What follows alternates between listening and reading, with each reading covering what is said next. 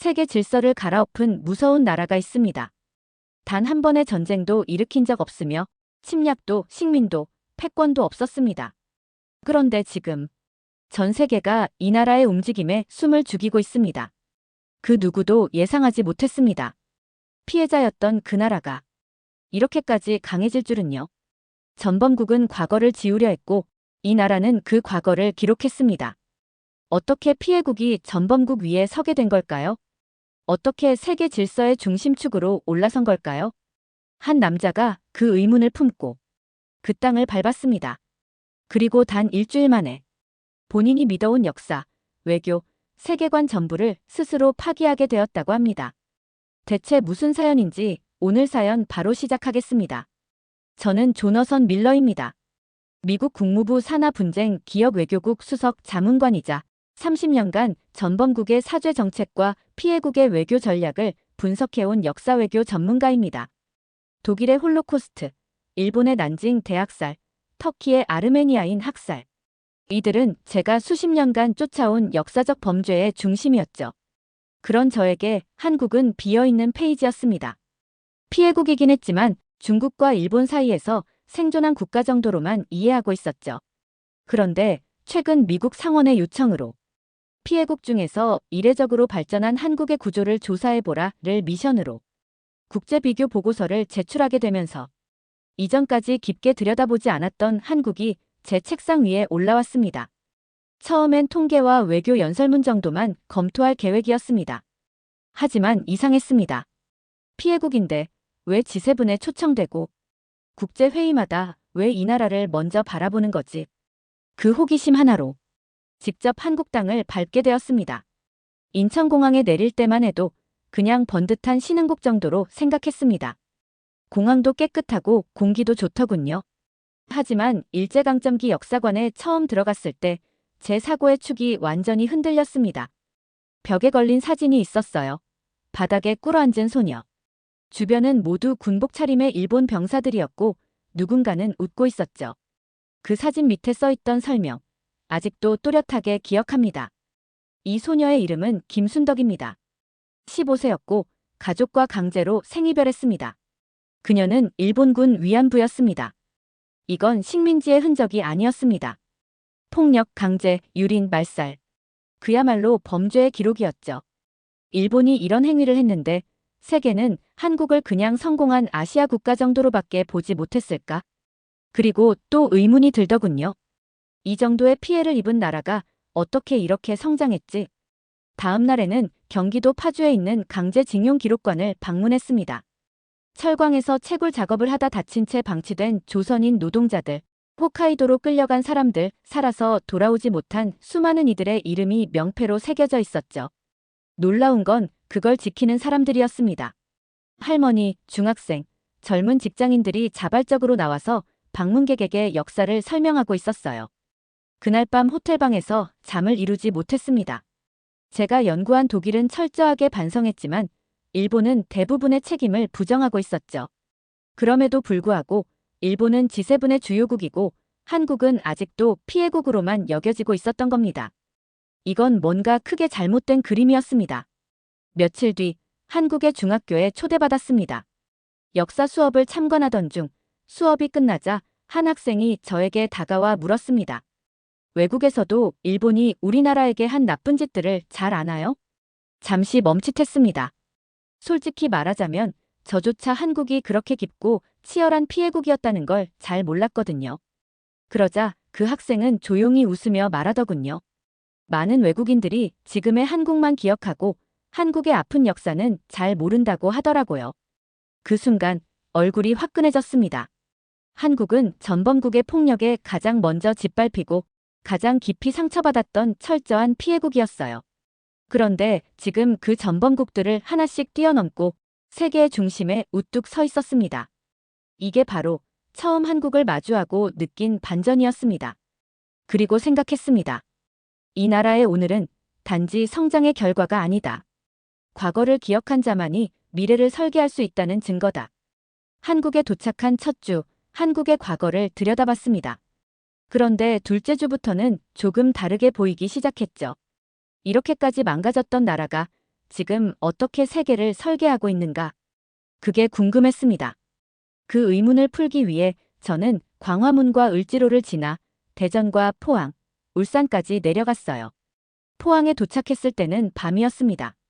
하지만 제철소 굴뚝에서는 여전히 불이 피어오르고 있었어요. 마치 이 나라의 심장이 여전히 불타고 있다는 듯 했죠. 포항제철 역사관에는 이런 문구가 적혀 있었습니다. 우리는 철이 아니라 믿음으로 제철을 시작했다. 당시가 1970년대 초.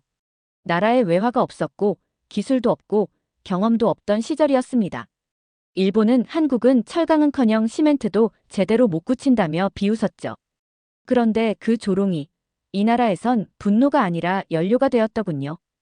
포항제철 창립 당시 자재 담당자였던 분을 만났습니다. 그분은 80이 넘은 노인이었지만 눈빛이 아직도 쇳물 같았어요. 일본이 안 준 기술요? 우리가 직접 만들었죠. 밤새 도면 그리다가 눈이 멀 뻔한 동료도 있었어요. 그분의 목소리는 떨리지 않았습니다. 오히려 단단했어요. 우린 진짜 다 걸었습니다. 우리가 무너지면 나라가 또 무너지는 거니까. 그날 밤 서울로 돌아가는 고속버스 안에서 한국 전쟁 당시 흑백 사진들을 검색했어요. 그중 하나가 가슴에 박혔습니다. 한 남자가 총을 쥐고 쓰러진 아내 옆에서 울고 있었죠. 사진 아래는 이렇게 쓰여 있었어요. 1951년 인천. 전쟁으로 모든 걸 잃은 한 남자의 마지막 울음. 그리고 알았습니다. 이 나라가 기술로 성장한 게 아니었습니다. 사람이 무너졌기 때문에 기술이 일어선 거였어요. 울산에서 본 현대자동차의 시험 주행장도 기억에 남습니다. 그 속도를 보며 저는 미국의 포드나 독일의 벤츠를 떠올렸습니다. 그런데 공장 안에 붙은 포스터가 묘하게 다르더군요. 기계는 고장 나도 사람은 절대로 무너지지 않는다. 이건 그냥 산업이 아니었어요. 이건 철학이었죠. 서울로 돌아와 다시 광화문을 지나는데 예전에 보았던 위안부 소녀상이 눈에 들어왔습니다. 왠지 이번에는 그녀가 저에게 이렇게 말하는 것 같았어요. 우린 짓밟혔지만 사라지진 않았어요. 한국은 가장 먼저 무너졌습니다. 그리고 가장 먼저 다시 일어났어요. 그 어떤 나라도 이렇게 짧은 시간 안에 이렇게 멀리 달릴 수 없었습니다. 전쟁에서 폐허로, 폐허에서 산업으로, 산업에서 글로벌 영향력으로. 이 나라는 시간의 법칙을 부숴버렸습니다. 한국은 성장한 나라가 아니라 생존한 나라였습니다. 그 생존은 그냥 살아남았다는 의미가 아니었습니다. 부서졌던 신념을 다시 만들었던 사람들의 기록이었죠. 그래서 그들의 눈빛은 지금도 단단합니다. 그들은 한번 무너졌던 경험이 있었거든요. 다음 날 일본 대사관 앞에 소녀상을 다시 찾았습니다. 이번엔 그저 지나치지 않았습니다. 한참을 바라봤죠. 딱딱한 의자에 혼자 앉은 소녀의 조각상. 그 옆에는 오늘도 누군가가 국화를 놓고 가셨더군요. 이틀 전에는 그냥 상징물 정도로 보였는데 지금은 그 눈동자 하나에도 생생한 기록이 담겨 있는 것 같았습니다. 의문이 들었습니다. 왜 일본은 이것을 인정하지 않으려 하는가? 그리고 왜 한국은 끝까지 지키려 하는가? 다음 일정은 기억의 전시관 방문이었습니다. 이곳은 그저 역사를 보여주는 공간이 아니었습니다. 그들은 기억을 보존하는 시스템을 가지고 있었어요. 그곳에서 만난 한 여성 큐레이터는 이렇게 말했습니다. 우리는 다시는 당하지 않기 위해, 다시 일어나기 위해 기억합니다. 기억을 망각으로 바꾸는 것이 일본의 전략이라면 한국은 기억을 방패이자 나침반으로 삼고 있었어요. 일본 오사카 대학에 잠시 파견되었을 때를 떠올렸습니다. 그때 일본 학생들은 이렇게 말했죠. 위안부는 자발적인 노동이었다고 들었어요. 강제징용? 잘 모르겠네요. 교과서에 안 나와요. 지금도 그렇습니다. 그들은 역사에서 도망쳤고 한국은 그 도망친 자들이 남긴 상처를 스스로 봉합하고 있었습니다. 독립문 근처에서 또 하나의 자료관을 찾았습니다. 그곳엔 1945년 해방 직후 첫 거리 신문들이 보존되어 있었습니다. 우리는 아직 완전한 독립을 얻지 못했다. 기억하자, 이름을 빼앗긴 나를. 해방을 맞고도 이들은 잊지 않았습니다. 오히려 더 치열하게 기록했고, 더 분노했고, 더 많이 울었습니다. 어느 저녁 마포에 위치한 시민단체를 방문했을 때는 학생부터 백발의 노인까지 자원봉사자들이 모여 일본 강제징용 피해자 명단을 수기로 정리하고 있었어요. 그중 한 어르신이 제게 이런 말을 하시더군요. 우리가 해야죠. 이건 국가가 아니라 국민이 지켜야 하는 역사입니다. 저는 지금껏 정부 대 정부의 외교적 관점에서만 과거사를 분석해왔어요. 하지만 한국은 달랐습니다. 이 나라는 국민이 기억의 주체였습니다. 법과 제도 이전에 가슴으로 기억하더군요. 기억은 힘입니다. 일본은 그 힘을 두려워하고 한국은 그 힘을 키웠습니다. 그래서 결국 세계가 누구의 말을 더 신뢰하게 되었을까요? 실제로 유네스코는 2015년 한국의 위안부 자료를 세계 기록 유산으로 등재했습니다. 그리고 일본은 그 이후 줄곧 항의했죠. 하지만 역사는 지우려 할수록 더 또렷해지는 법입니다. 한국은 피해자의 나라였지만 기록의 나라였고 결국은 정의의 나라가 되었습니다. 저는 그렇게 확신하게 되었습니다.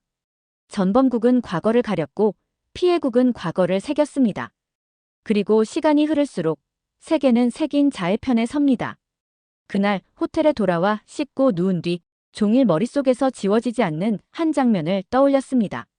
낮에 봤던 중학교 역사 수업에서 한 아이가 손을 들고 이렇게 말했거든요. 우리는 이겼어요. 포기하지 않고 우리나라를 지켰으니까요. 그 짧은 말이 제 수십 년 외교 보고서보다 더 강력했습니다. 한국에서 머문 지 3주째 되던 날이었습니다. 서울 강남의 기술연구소를 방문한 날 머릿속에 역사의 복수라는 단어가 스쳤어요. 그 전까진 비유였지만 이곳을 보고 나선 더는 비유가 아니었습니다. 연구소 입구에는 이런 글귀가 붙어 있었습니다. 우리는 과거를 기억했기에 지금 여기까지 온 것이다. 이 연구소는 일본이 반도체 핵심 소재 수출을 규제한 후 한국이 국산화를 선언하며 만든 긴급 개발센터였죠. 그날 연구소장은 제게 이렇게 말했습니다. 일본이 기술로 우리를 막으려 했을 때 우린 기술로 정면 돌파했습니다. 그 목소리는 굉장히 담담했지만 어딘가 뜨거웠습니다. 철도, 전신, 전화, 탄광, 일본은 조선을 기술의 소비지로만 취급했죠. 배우게도 하지 않았고 남기지도 않았습니다. 그리고 현대에 와서도 그들은 비슷한 방식으로 한국을 얕봤어요. 한국은 부품 없이는 아무것도 못한다. 기술 이전 없이 자립은 불가능하다. 그 오만함이 결국 그들의 발목을 잡았죠. 2019년 일본의 수출 규제 조치. 그때 전 세계는 한국이 휘청일 거라 예상했어요. 그런데 몇 달이 지나자 오히려 놀라운 소식이 들려왔죠. 한국, 불화수소 국산화 성공. 포토레지스트 자립화 가속. 그리고 마침내 일본산 소재 수입량 90% 이상 감소. 국가 차원의 대응도 놀라웠지만 더 감동적인 건 국민의 반응이었습니다. 당시 수많은 한국 시민들이 노제팬 대신 노아베를 외쳤어요. 감정이 아닌 정확한 방향을 제시한 거죠. 중소기업들은 밤을 새우며 대체 기술 개발에 몰두했고 대학생들은 자발적으로 일본 브랜드 불매 운동을 벌였고 교수와 공무원은 기술 자료를 무료로 공개했어요. 이런 움직임이 국민 전체로 퍼져나갔습니다. 그 모습은 마치 하나의 기술 항쟁 같았습니다. 예전엔 총 대신 태극기를 들었지만 이젠 노트북과 설계도면으로 싸우더군요. 저는 현대사 연구자지만 이런 방식의 저항은 처음 봤습니다. 정치도 군사도 아닌 기술로 복수하는 나라. 이건 분명히 특별한 케이스였어요. 그리고 더 충격적인 건 그 이후였습니다. 2023년 도쿄. 일본 전자업계 임원들이 한국 부품에 의존할 수밖에 없다고 인정하더군요. 한 고위 간부가 이런 말을 남겼다고 하더군요. 한국은 이미 따라오는 나라가 아니다. 우린 뒤를 쳐다보고 있는 것일 뿐이다. 그 말을 들은 순간 확신했습니다. 한국은 과거를 기억해 복수한 나라가 아니라 과거를 기억해 미래를 재설계한 나라라는 것. 총 대신 반도체, 칼 대신 배터리, 분노 대신 시스템. 이 나라의 복수는 세계 최초로 기술로 이뤄낸 정의였습니다. 돌아오는 길, 버스 안에서 포항제철 방문 당시 어르신의 말이 떠올랐습니다. 우린 믿음으로 시작했고 기술로 지켰습니다. 이제는 이해됩니다. 그 기술이란 건 단순한 발전 수단이 아니라 과거를 이긴 생존의 방언이었던 거죠. 그리고 그날 밤 일기에 이렇게 썼습니다. 기억으로 울던 민족이 기술로 웃으며 세계를 재편하고 있다. 또 하나, 세계가 놀랄만한 사실이 있습니다. 저는 어릴 적부터 여러 나라의 구호 현장을 보며 자랐습니다. 에티오피아, 시에라리온, 라오스. 그곳에는 늘 한결같은 깃발이 펄럭이고 있었죠. 하얀 바탕에 파란 로고, 그리고 작게 적힌 이름. 코이카 한국. 그때는 몰랐습니다.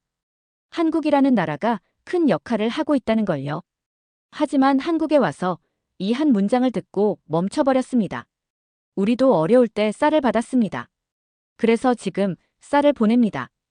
이 말을 처음 들은 건 충청북도 음성의 작은 농촌 마을이었습니다. 그곳엔 농촌진흥청과 코이카가 공동으로 만든 아프리카 식량 기술 공유 시범단지가 있었어요. 그날 흙 묻은 장화를 신고 논 옆에서 일하던 할아버지 한 분을 인터뷰했죠. 왜 이걸 하세요? 그분이 웃으며 이렇게 답하셨습니다. 나는 잊을 수가 없어요. 구호로 받았던 미국 밀가루 봉지요. 배고픈 시절 그 하얀 봉지가 희망이었거든요. 정말이었습니다. 한국은 1960에서 70년대 국제 구호물자로 생존을 이어갔던 나라였어요. 그런데 지금은 에티오피아, 캄보디아, 파키스탄, 콩고 등의 식량과 기술을 전하는 쪽이 되어 있었습니다. 서울에 돌아와 코이카 본부를 찾았습니다. 벽에는 이런 문장이 걸려 있었습니다. 원조받던 기억이 있기에 우리는 더 깊이 이해할 수 있습니다. 그들의 ODA 방식도 독특했습니다. 돈을 주거나 쌀을 보내는 게 아니라 기술, 교육, 시스템 전체를 함께 전수하더군요. 베트남 하노이에는 K보건센터가 세워졌는데 그 중심엔 세브란스 병원 출신 의사들이 직접 파견되어 있었습니다. 그들은 단기 봉사가 아니라 수년째 현지 의사들과 함께 근무하고 있었어요. 또한 우간다에는 K스마트팜을 도입해 현지 청년들이 IT로 작물 상태를 관리하고 한국식 창고 시스템까지 적용하고 있었습니다. 이건 기부가 아니라 미래를 함께 설계하는 파트너십이었어요. 한 번은 필리핀에서 봉사활동을 다녀온 대학생들을 만났습니다. 그들 중 한 명은 이렇게 말하더군요. 우린 누군가의 손길이 얼마나 큰지 아니까 도와요. 이 나라의 원조는 시혜가 아니라 공감이었습니다. 내가 옛날에 그런 사람이었으니까. 그 공감이 세상을 움직이고 있었습니다. 그리고 더 놀라운 건 이 모든 것이 국민이 함께 만든 문화라는 겁니다. 국가 주도의 원조만이 아니라 수많은 NGO, 자원봉사자, 심지어 유튜브 채널 수익까지도 해외 어린이 교육비로 전환되고 있더군요. 호텔방에서 문득 1970년대 찍힌 한 사진이 떠올랐습니다. 하얀 쌀 포대를 안고 울던 한 아이. 그 아이의 옆에는 코리아 에이드라는 글자가 새겨진 지금의 사진이 나란히 보였어요. 이 나라는 받은 것을 잊지 않았기에 줄 수 있는 나라가 되었구나. 서울에 온 지 어느덧 한 달. 그동안 수많은 자료를 보고 많은 사람을 만났습니다. 그런데 진짜 충격은 과거의 피해국이 아니라 현재의 주도국으로서의 한국을 마주했을 때였습니다. 2024년 G7 정상회의. 당시 미국 대표단의 외교자문관으로 참석했었습니다. 그 회의에서 한 가지 장면이 뇌리에 남아 있습니다. 우크라이나 전후 복구, 반도체 공급망 안정화, 기후협력 등 핵심 의제들이 논의되던 자리였죠. 그런데 유독 많은 시선이 향한 한 자리가 있었어요. 처음엔 외교 형식인 줄 알았습니다. 그런데 회의가 진행될수록 이상했습니다. 주요국 대표들이 한국의 입장을 먼저 묻고 심지어 유럽 국가들조차 한국이 중재해준다면이라는 표현을 쓰더군요. 그 순간 납득이 안 됐습니다. 한국이 왜 이 회의에서 가장 많은 발언을 하고 있는 거지? 그 답은 그 이후 한국 외교부를 직접 방문하며 알게 되었습니다. 한국이 지금은 국제 질서를 설계하고 조율하는 나라가 되어 있었던 겁니다. 실제로 한국은 동남아 안보포럼, 글로벌 민주주의 정상회의, 그린 클라이밋 펀드, 개도국 협력체 등을 통해 기술, 민주주의, 기억의 결합 모델을 전 세계에 전파하고 있었죠. 반면 일본은 회의마다 과거사 질문을 피하느라 시간을 허비하고 중국과의 민감한 사안에선 눈치를 보고 있었으며 기술 표준 논의에서도 존재감이 점점 흐려졌습니다. 역사의 책임을 피한 대가가 외교의 신뢰를 잃는 일이 되리란 걸 그들은 몰랐던 거죠. 한국 외교부 관계자에게 이렇게 물었습니다. 일본과 비교하면 한국은 여전히 피해국 아닌가요? 그분은 조용히 웃으며 이렇게 말하셨어요. 우리는 피해국이지만 그 피해를 기록했고 책임을 회피하지 않았으며 지금은 그 기억 위에 새로운 질서를 설계하고 있죠. 그 말은 외교적 언변이 아니었습니다. 현장이 그대로 증명하고 있었어요. 반도체 공급망 4개국 중심, 우크라이나 재건 프로젝트 참여, 중동 K건설 외교, AI 윤리 헌장 초안 제안국, 그리고 북핵 문제에서조차 핵심 중재자. 정말 이상하죠? 가해자가 아니라 피해자가 세계 외교의 키를 쥐고 있다는 사실이요. 전범국 일본은 전쟁을 지우려 하다 스스로 존재감을 잃었고 피해국 한국은 기억을 새기며 세계의 중심으로 걸어 나왔습니다. 그 차이가 가장 두드러진 순간은 2023년 독일 베를린에서 열린 세계 기억 포럼이었습니다. 그곳에서 독일은 나치 범죄를 고백했고 한국은 일제 피해를 증언했으며 일본은 참석조차 하지 않았습니다. 그 자리에 참석했던 유럽 외교관이 말하더군요. 이제 세계는 한국을 피해국으로 부르지 않습니다. 우리는 한국을 기억의 리더라고 부릅니다. 그 말을 듣는 순간 이 모든 조각들이 맞춰졌습니다. 한국은 과거를 지웠기 때문에 강해진 게 아니라 과거를 안고 걸었기 때문에 신뢰를 얻은 나라였습니다. 그날 제 노트에 이렇게 썼습니다. 피해국은 앞에 섰고 전범국은 뒤에 숨었다. 세계는 결국 기억을 마주한 쪽을 따르기 시작했다. 그리고 그 마지막 줄 아래에 이 문장을 또박또박 적었습니다. 한국은 외교의 언어로 복수한 나라다. 마지막 일정으로 서울 서대문 형무소 역사관. 이곳에 발을 들이는 순간 피해자의 울음을 들은 증인이 되었고 기억의 심장 안에 들어선 느낌이었어요. 어느 나라든 과거를 기록하긴 합니다. 하지만 이 나라는 기억을 살아있게 보존하더군요. 기억이 단지 전시품이 아니라 지금도 숨을 쉬고 누군가의 삶 속에서 되살아나고 있었습니다. 형무소 벽면엔 수천 개의 이름이 새겨져 있었습니다. 일본 경찰에 체포돼 고문당한 독립운동가들, 학생, 교사, 농민, 여성, 심지어 13살 어린아이까지. 그들 옆에는 생전의 유필 편지와 사진들이 함께 놓여 있었어요. 한 편지를 읽다가 가슴이 먹먹해졌습니다. 엄마, 무서워요. 하지만 절대 조선 독립의 꿈을 포기하지 않을게요. 1943년 17세 여성 독립운동가의 유서. 이런 기록이 단 한 줄이라도 일본 박물관 어딘가에 있을까요? 없었습니다. 일본은 기억을 지워야 할 부끄러움으로 다뤘고 한국은 기억을 지켜야 할 생존의 기반으로 삼았습니다. 그 차이는 결국 세계가 누구를 배우게 만들었을까요? 2011년 유네스코는 일본군 위안부 관련 자료를 세계 기록 유산으로 등재하자는 한국 시민단체의 제안을 접수했습니다. 그 과정은 결코 쉽지 않았습니다.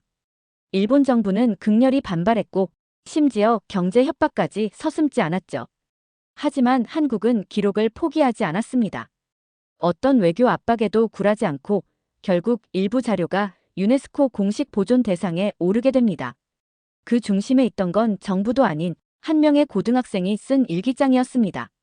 위안부 피해자 박옥선 할머니와의 인터뷰를 정리해 영어로 번역해 세계기록유산 등재 청원에 함께 낸 그 기록. 그 아이는 기자들 앞에서 이렇게 말했어요. 기록을 남기지 않으면 언젠간 아무 일도 없었던 것처럼 되어버릴 것 같았어요. 수십 년간 전범국의 공식 입장, 정부의 보고서만 연구해온 저로선 이처럼 국민이 만든 사관이 존재한다는 게 믿기지 않았어요. 한국은 기억을 위탁하지 않은 유일한 피해국이었습니다. 더 놀라운 건 이 기억이 불편한 과거로 남는 게 아니라 전 세계의 교육 모델로 확장되고 있다는 사실이었죠. 프랑스 교육부, 한국의 기억교육 사례 채택, 독일 기록보존청, 한국 방식의 시민 참여형 보존 시스템 벤치마킹, 미국 캘리포니아주 위안부 교육 커리큘럼에 한국 다큐 포함. 세계는 이제 한국을 기억의 나라, 학습의 나라로 보고 있었습니다. 피해국이라 불리던 이 나라가 이젠 전 세계 대학 강의실에서 기억 윤리의 대표 사례가 되고 전범국을 거부한 민족으로서 정의로운 미래 설계의 기준이 되고 있었죠. 그리고 마침내 한 가지 깨달았습니다.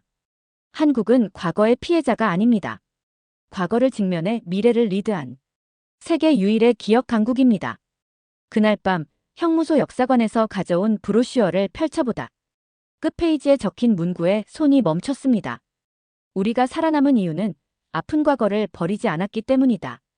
조용히 눈을 감은 채 속으로 이런 문장을 되뇌었습니다. 한국은 살아있는 역사이고 세계는 그 역사를 따라 걷고 있다.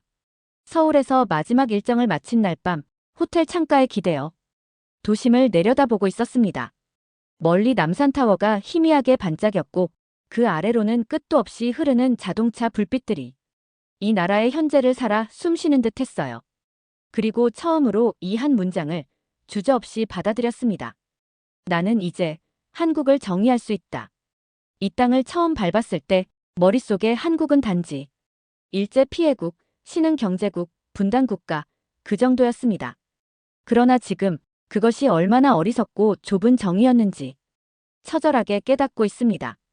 이 나라는 그 누구보다 참혹하게 짓밟힌 그럼에도 그 기억을 지우지 않고 오히려 품어낸 유일한 피해국이었습니다.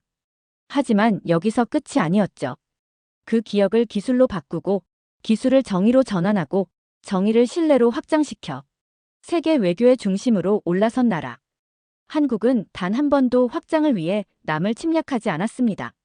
단 한 번도 과거를 숨기려 하지 않았고 단 한 번도 피해자 코스프레를 하지 않았어요. 그저 조용히, 꾸준히, 묵묵히 자신의 길을 걸었을 뿐입니다. 그 길이 결국 전범국 일본이 따라잡지 못한 세계적 신뢰와 영향력의 길이 되었다는 사실은 외교관으로서, 연구자로서, 그리고 한 인간으로서 저를 너무나도 부끄럽게 만들었습니다. 이 모든 경험을 여행기나 일기장에 담을 수 없었습니다. 그래서 한국에서의 마지막 날, 정확히 새벽 3시 45분, 국제 외교보고서 작성을 위한 문서를 새로 열고 제일 위에 이렇게 적었습니다. 한국은 과거를 견딘 나라가 아니라 과거를 설계한 나라다. 그 한 줄에 제가 한국에서 보고 들은 모든 이야기가 들어있습니다. 강제징용의 기록을 지운 일본과 그것을 보존한 한국의 차이. 기술이 침략의 수단이었던 일본과 기술이 정의의 언어가 된 한국의 반전. 기억을 지우려는 나라와 기억을 살아있게 지키는 나라의 미래. 이것이 제가 본 한국의 진짜 모습이었습니다. 전 세계는 지금 경제성장, 기술 발전, 문화 수출로 한국을 주목합니다. 하지만 제가 본 한국은 그보다 훨씬 더 깊고 묵직한 의미를 가진 나라였습니다. 한국은 지금도 전쟁을 하고 있습니다.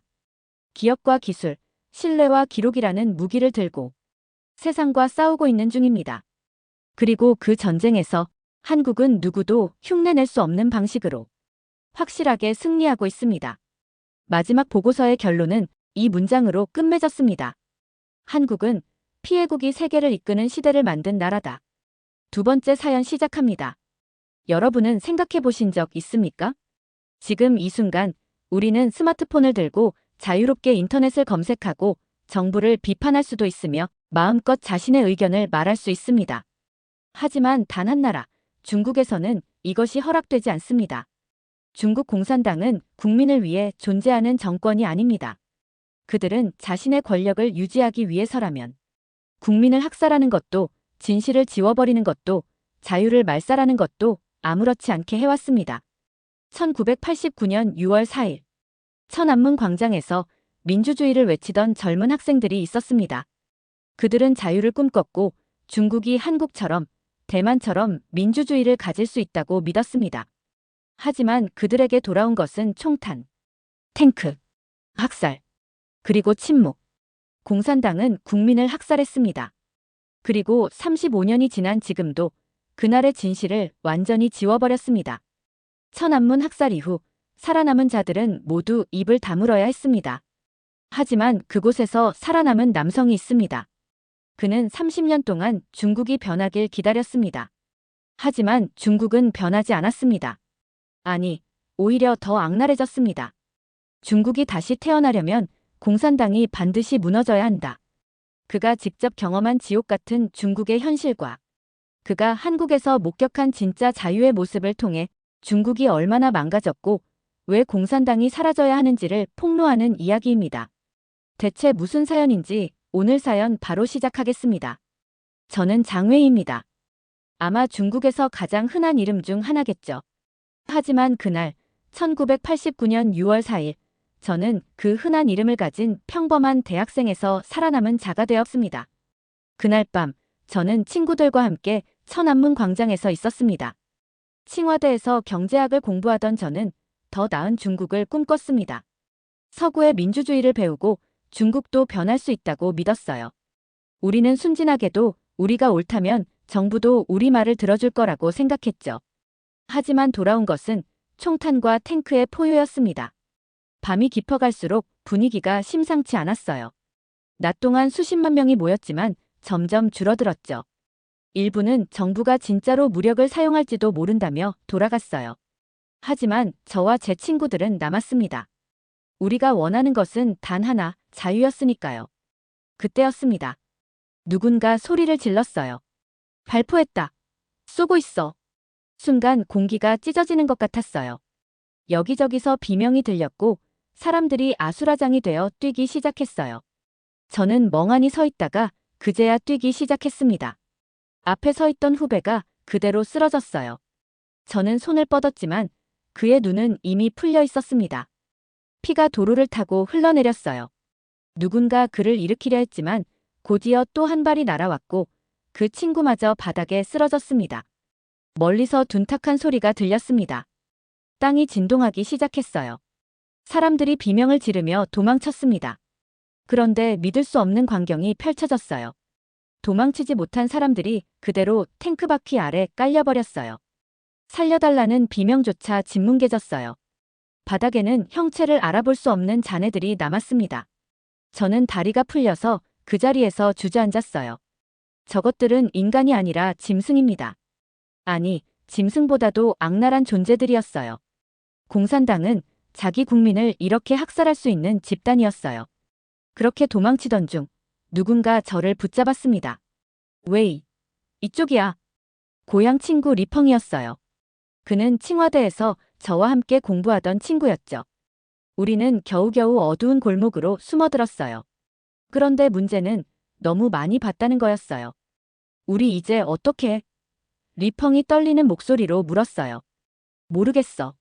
하지만 우리가 본 걸 세상이 알아야 해. 그 말이 끝나자마자 어디선가 철컥 소리가 들렸어요. 군인들이 골목을 봉쇄한 겁니다. 그 순간 리펑이 저를 밀쳤어요. 도망쳐, 웨이. 그는 반대편으로 뛰었고 군인들의 총구가 그를 향했습니다. 그가 비명을 지르며 쓰러졌어요. 저는 아무것도 하지 못한 채 어둠 속으로 도망쳤습니다. 그 후로 몇 주 동안 저는 가족의 도움을 받아 홍콩을 거쳐 미국으로 망명했습니다. 제가 마지막으로 들은 리펑의 비명소리는 아직도 제 귀에서 사라지지 않아요. 그리고 더 충격적인 것은 중국에서 살아남은 자들은 아무 일도 없던 것처럼 살고 있었다는 거였습니다. 천안문? 무슨 소리야? 그런 일 없었어. 30년이 지난 지금도 중국에서는 천안문을 검색할 수 없습니다. 중국 청년들은 그날 무슨 일이 있었는지 모릅니다. 왜냐고요? 공산당이 모든 걸 지워버렸으니까요. 진짜 지식인들은 다 죽었고 남은 자들은 침묵했습니다. 그게 바로 지금의 중국이에요. 천안문에서 살아남았다는 것이 과연 축복이었을까요? 아니요. 그것은 저주였습니다. 저는 친구들이 죽어가는 것을 봤어요. 군홧발에 짓밟히고 총탄에 쓰러지고 탱크에 갈려나가는 장면을요. 그런데 저는 살아남았어요. 그것도 고작 도망쳐서요. 도망치고 사흘 뒤 베이징의 공기는 더욱 살벌해졌습니다. 군부대가 도심을 장악했고 수많은 대학생과 지식인들이 감옥으로 끌려갔죠. 저는 그날 이후 숨어 살았습니다. 집에 갈 수도 없었어요. 제 이름은 이미 블랙리스트에 올랐을 테니까요. 내가 거기 있었다는 걸 아무도 알아선 안 돼. 아버지가 조용히 말했어요. 아버지는 정부 관료였습니다. 공산당의 실체를 알면서도 그 시스템 속에서 살아남아야 했던 사람입니다. 아버지는 저를 살리기 위해 최후의 선택을 했어요. 내 삼촌이 홍콩에 계신다. 넌 당분간 거기 가야 해. 그게 마지막이었습니다. 저는 그렇게 중국을 떠났습니다. 그리고 다시는 돌아가지 못했죠. 1989년의 홍콩은 지금과 달랐어요. 아직은 중국이 아닌 자유의 섬이었죠. 하지만 저는 홍콩에서도 환영받지 못했어요. 도망자였으니까요. 학생들이 다 죽었어?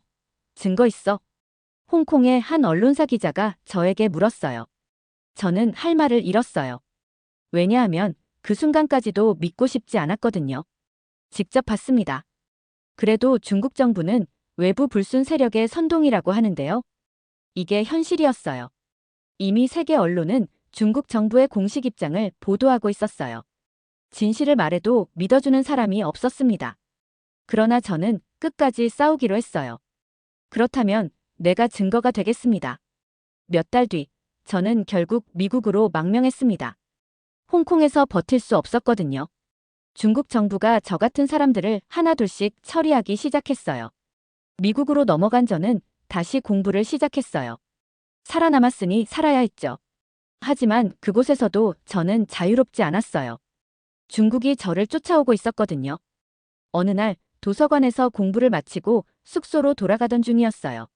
낯선 동양인 남성이 다가오더군요. 저는 본능적으로 뒷걸음질 쳤어요. 당신 누구요? 조국을 배신하면 안 됩니다. 그는 명함 한 장을 건넸어요.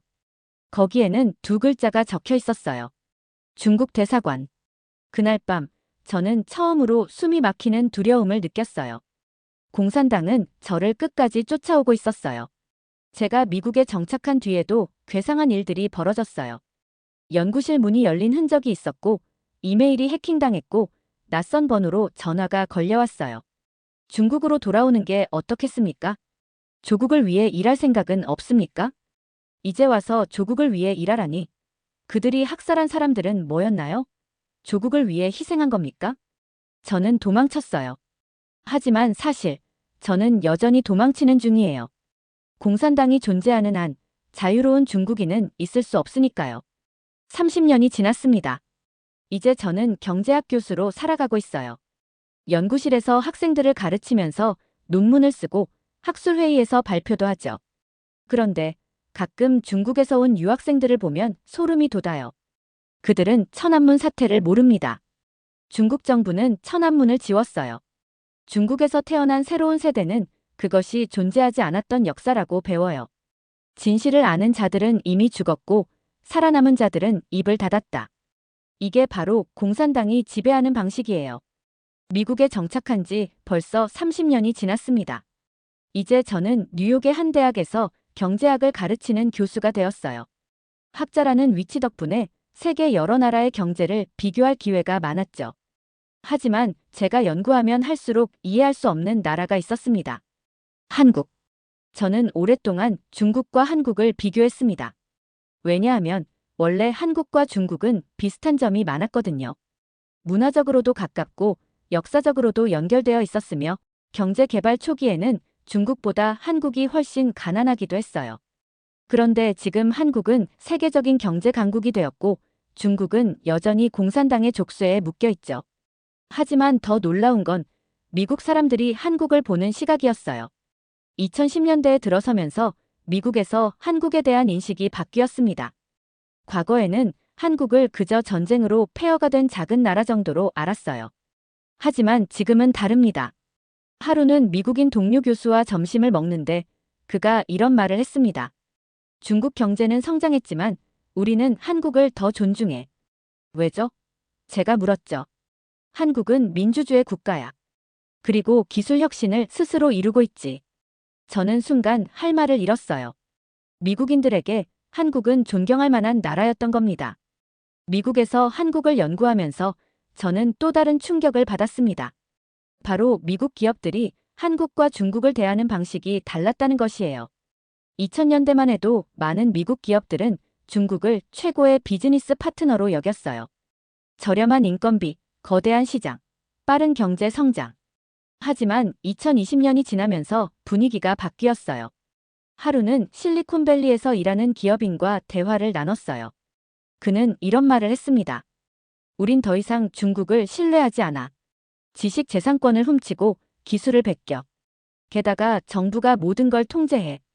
그러면서 그가 덧붙인 말이 있었습니다. 우린 이제 한국과 협력하려고 해. 한국은 약속을 지키고 혁신을 만들거든. 저는 미국에서 점점 바뀌는 기류를 직접 목격했습니다.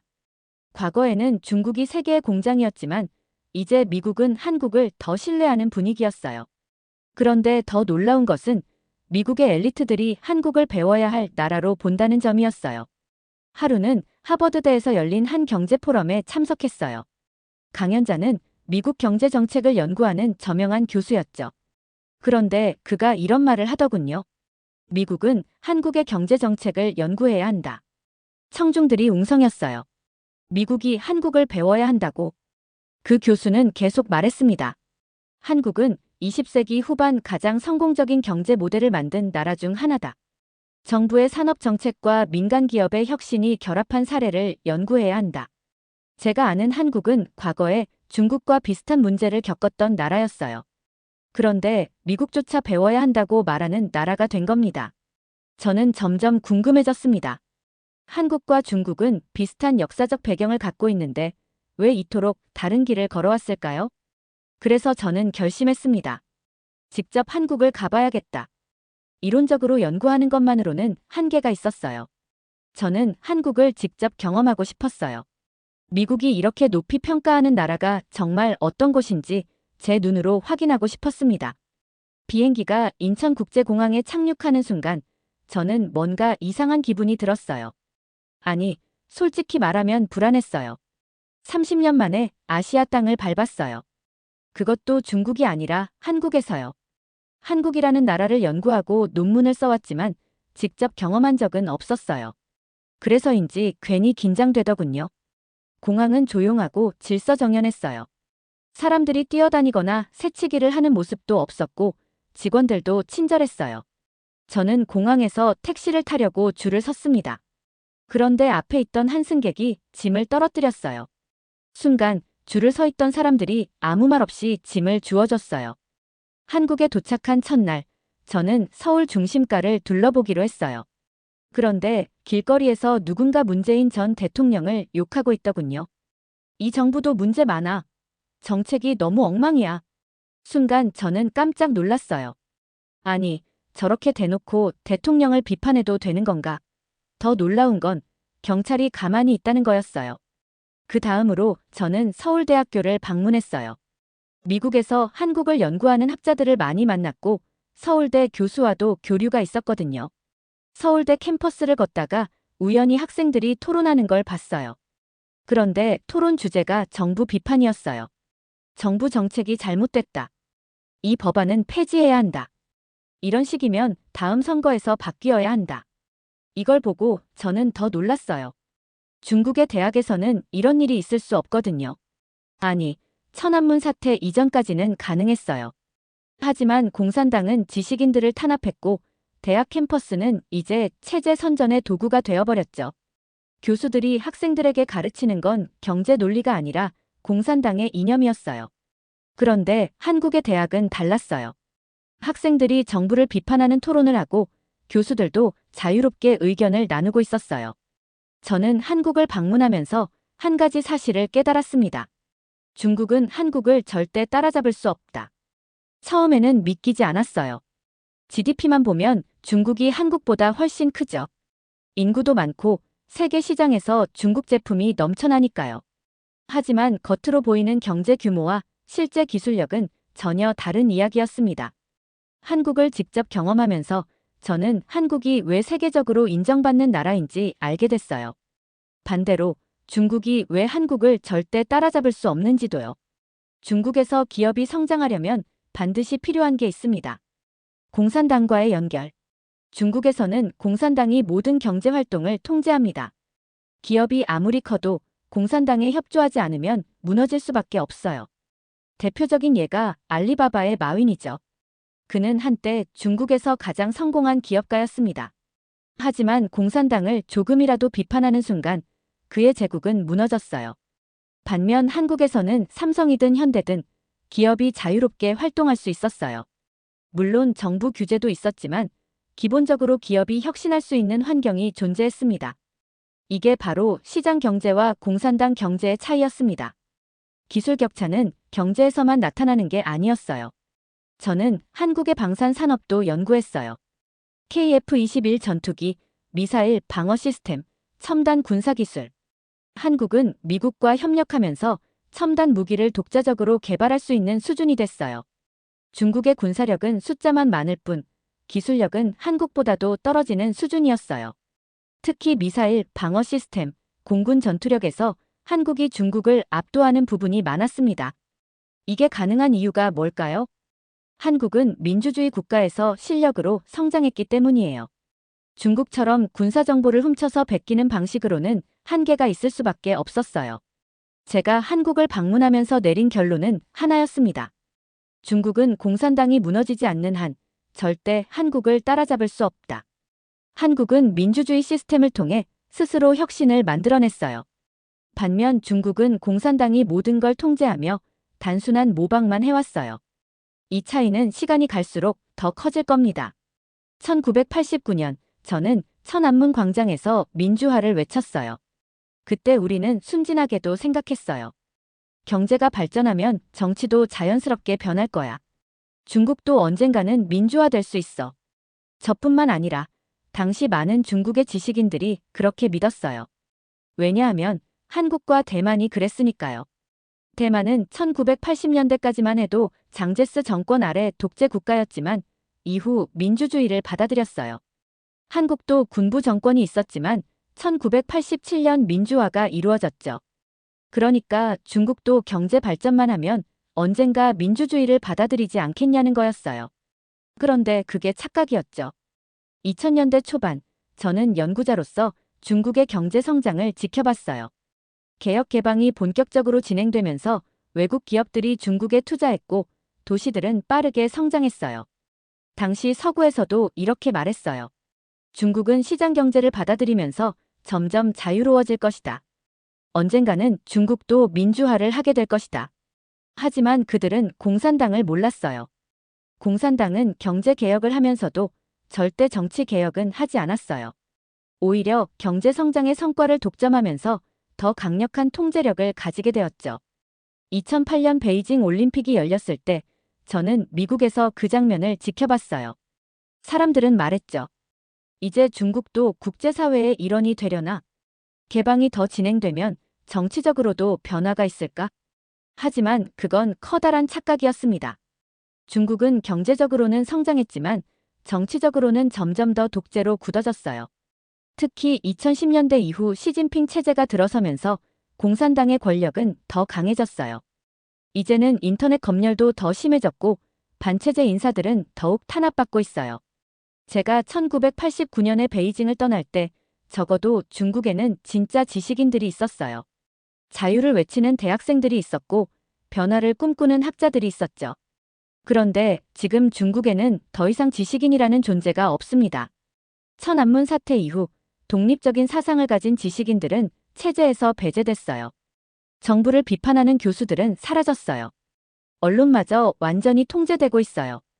30년 전 저는 중국의 대학에서 자유롭게 사상을 논할 수 있었습니다. 지금 중국의 대학에서는 공산당의 위대함을 배우고 있어요.